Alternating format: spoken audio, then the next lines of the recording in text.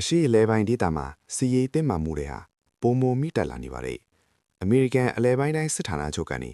EN စစ်ဘက်ဆိုင်ရာပစ်မှတ်တွေကိုတိုက်ခိုက်ခဲ့တဲ့ဗီဒီယိုမှတ်တမ်းတွေကိုထုတ်ပြန်လိုက်ပါတယ်။လက်ရှိအချိန်မှာအမေရိကန်နဲ့အစ္စရေးမဟာမိတ်ခွဲတွေနဲ့ EN နိုင်ငံတို့အကြားဖြစ်ပွားနေတဲ့စီရေးပဋိပက္ခဟာတတိယမြောက်သတင်းပတ်ထဲဦးဝင်ရောက်လာပြီဖြစ်ပါတယ်။ဒေတာတွင်အခြေအနေတွေဟာလည်းအလွန်ကိုတင်းမာနေစေဖြစ်ပါတယ်။အခြားတစ်ဖက်မှာလည်းအစ္စရေးကာကွယ်ရေးတပ်ဖွဲ့တွေဟာဘေရင်းမြို့ကိုစက်တိုက်ဆိုသလိုလေကြောင်းတိုက်ခိုက်မှုတွေပြုလုပ်နေကြောင်းသတင်းတွေထွက်ပေါ်နေပါတယ်။ဒီလိုတိုက်ခိုက်ရတဲ့အကြောင်းရင်းဟာ Hezbollah အဖွဲ့ကအစောပိုင်းမှာဒုံးကျည်တိုက်ခိုက်မှုတွေပြုလုပ်ခဲ့တဲ့အတွက်ဖြစ်ပါတယ်။ဒါကြောင့်လက်ဘနွန်နိုင်ငံဟာလည်းစစ်ဖွဲ့အတွင်းမှာတက်ရောက်မှုအရှိဆုံးနိုင်ငံတွေထဲကိုဝင်ရောက်လာခဲ့ပြီဖြစ်ပါတယ်။ဒါအပြင်ရုရှားနိုင်ငံဟာဂျပန်ပင်လယ်ပြင်အတွင်းမှာကင်းဆယ် hypersonic ဒုံးကျည်တွေတပ်ဆင်ထားတဲ့ MiG-30 တိုက်လေယာဉ်တွေကိုပြန်ထမ်းပြသခဲ့ပါတယ်။ဒါဟာသူတို့ရဲ့စီရေးစွမ်းရည်ကိုအထင်ရှားထုတ်ဖော်ပြသလိုက်တာပဲဖြစ်ပါတယ်။ဒီလိုကြီးမားတဲ့စီရေးပဋိပက္ခရဲ့အကျိုးဆက်အနေနဲ့ကမ္ဘာစီးပွားရေးအပေါ်ကိုလည်းကြီးမားတဲ့ရိုက်ခတ်မှုတွေထပ်ပေါ်လာနိုင်ကြောင်းသုံးသပ်မှုတွေထွက်ပေါ်နေပါတယ်